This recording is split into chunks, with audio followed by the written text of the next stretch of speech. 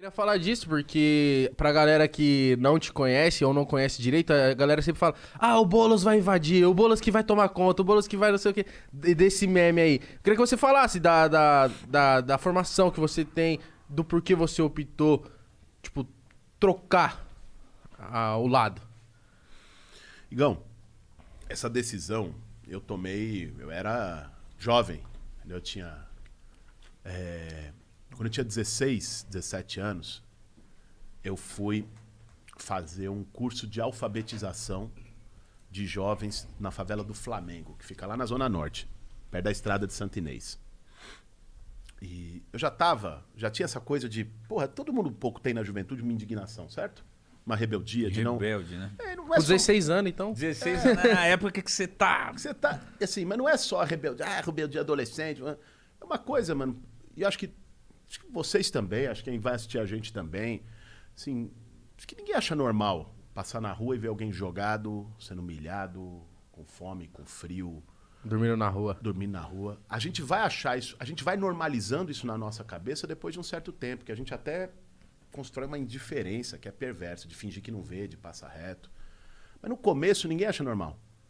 Te digo pelo que eu vivo hoje, eu tenho duas filhas, uma com 10 anos, outra com 9. Eu já vi minhas filhas, e essa é meio que a pureza das crianças, quando perguntava, quando vê um morador de rua, quando vê uma situação de miséria, ou quando vê... minhas filhas cresceram também, eu levava elas para os acampamentos, para ver as coisas, para ter contato. E a primeira reação de uma criança é chorar, cara. Quando você mostra para ela a realidade, quando você explica. Mas por quê? Eu acho que esse sentimento todo mundo tem. E às vezes a gente não sabe o que fazer com esse sentimento. A gente guarda para nós, às vezes, até como uma forma de se defender, a gente também cria um escudo, né, uma barreira. Eu decidi fazer alguma coisa com esse sentimento. Uma decisão de vida.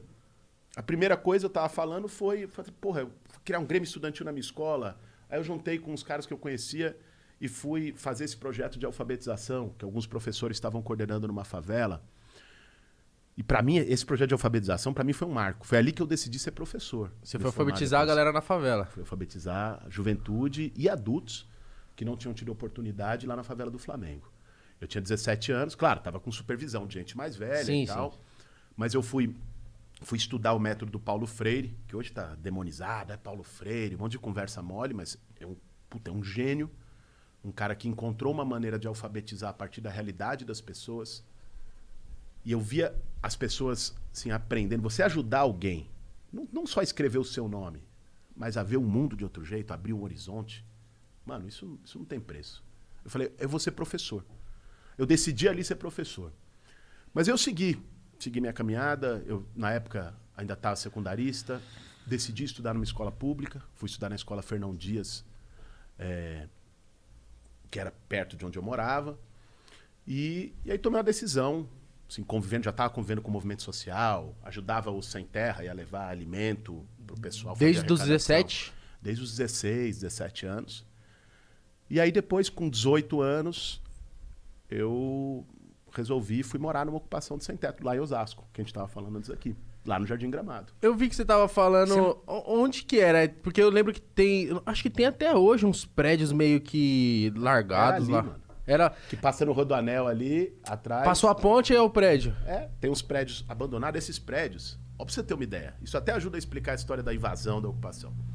Esses prédios eram daquele tranqueiro daquele Sérgio Naia, que foi um cara que fez prédio de areia no Rio de Janeiro, que caiu os prédios. Vocês lembram disso? Sei. O cara, tranqueira, empreiteiro, e ele fez uns prédios lá, os prédios também tinham problema, ficou embargado. Ficou abandonado 10 anos, 15 anos, 20 anos, ninguém fazia nada. Tava devendo mais imposto que o valor dos prédios já, do imóvel. Certo. E um monte de gente sem teto, e aí o movimento social foi lá e ocupou o terreno para reivindicar para a moradia. As ocupações são desse jeito. Ninguém vai invadir a casa dos outros. Você é louco? Chegar na tua casa, ó, tô entrando aqui, tô botando duas famílias no seu sofá. Isso não existe. Porque eu quando é não um meme, conhecia, né? antes de 2018, eu que não era antenado em nada mesmo. Tanto é que eu era muito daquela política, daquela ideia, tipo, política nem se discute. Ah, esses caras nem presta, que não sei o quê. Aí quando falava do Boulos, eu falei, ah, esse cara vai entrar dentro de casa a qualquer hora aí, vai tirar minha mãe de dentro de quebrar o casa. cadeado. É isso que a gente imagina. Tô quando- dormindo lá, o Boulos chega, pau! É isso que imagina, invadir a casa é tipo isso mesmo. Você tem uma fazenda, a galera do nada entra lá e foda-se você. Mas deixa eu falar. Se contou tanto isso, que eu acho que muita galera, a galera principalmente que não te conhece, acredita. É. Mas Isso quer que é saber bom, uma hein? coisa, Mítico? Tem gente que ganha com a mentira. E é por isso que a mentira é propagada. Certo? Vê só. Qual que é a luta do movimento que eu entrei? Eu tô há 20 anos nesse movimento. E não por casa, eu tenho a minha. Conquistei, tenho a minha casa, moro no Campo Limpo hoje, na Zona Sul de São Paulo. Moro com a minha família, com a minha esposa, com minhas 2 filhas. Trabalho, sou professor, escrevo, né, coluna, já escrevi 2 livros. Mas eu tô no movimento por uma questão de justiça social, pelo que eu acredito. Mano, Desde moleque, né? Desde moleque, há 20 anos. Não é política, agora é candidato. Eu tô há 20 anos nessa. Nem pensava em candidato 20 anos atrás. Não era... Fui ser candidato a primeira vez na minha vida há 2 anos atrás para presidência. Se eu quisesse ter sido deputado, vereador, coisa teria sido, porque eu participo de um movimento social que é gigante, que teria eleito. Né? Não era essa. A pegada nunca foi essa. Era uma coisa de, assim, mano, todo mundo, você quer deixar alguma coisa pros seus filhos, pros seus netos, todo mundo quer deixar um legado. Todo mundo quer ter um sentido pra vocês. Pô, vocês estão fazendo aqui o trabalho de vocês, eu acho que não é só por grana, é uma coisa que dá tesão, que dá sentido, que pra vocês é importante, é uma coisa... Mano, todo mundo busca alguma coisa que dê sentido pra sua vida. Ah, senão não ia vir, 1h30 de Osasco. Pô, pelo amor de Deus, né? Um rolê do caralho. Se fosse só por fazer, Então, né? assim, aí o movimento é o seguinte. O movimento, cara, não sai... Ah, vi um terreno aqui, tô entrando. Vi uma casa que tá aqui, tô entrando. Nem as abandonadas o movimento faz isso. O movimento levanta. Mano, você pega lá. 20 anos abandonado. Deve mais IPTU que o valor do terreno. Tá ilegal. Quem é que ganha com isso? Aí é que entra a história do invasor e tal. Tem sempre alguém ganhando com isso. É especulação imobiliária. É uma empreiteira, é um fundo lá de Dubai, é algum esquema de gente... Algum cara importante que é dono. Lógico. Que deixa abandonado, certo? Para esperar uma valorização. Essa é a especulação imobiliária. Você espera, ó, deixa ali abandonado 1 ano, 5 anos, 10 anos, aí vai chegar uma estação de metrô. Aí o que valia 1 milhão vai valer 10 milhões. Aí vai chegar um shopping center, uma duplicação de avenida. Bruf. É assim que os caras jogam no mercado imobiliário. Lá em Osasco foi assim, porque Osasco cresceu muito. Antes não tinha shopping, foi tipo, tinha só o Plaza, depois teve o União, o Super Shopping, acho que foi... Continua, que eu tô só tentando... Não, mas é isso mesmo. É isso mesmo que você está falando. O crescimento de São Paulo, de todas as cidades, foi desse jeito.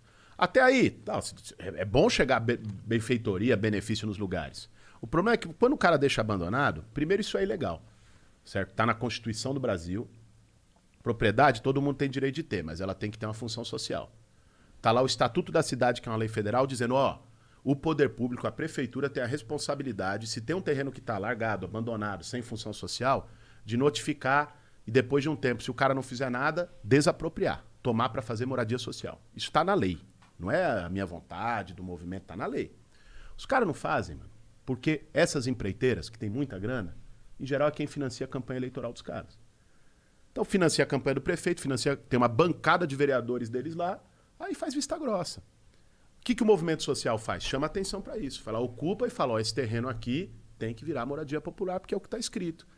Aí, a empreiteira, que fica incomodada com isso, o político, que fica incomodado com isso, que está todo mundo ali no esquema, vai querer desmoralizar, desqualificar, dizer, ó, o cara vai tomar tua casa, é invasor, é criminoso, é terrorista, é bandido. Ó, mas eu vou te fazer uma pergunta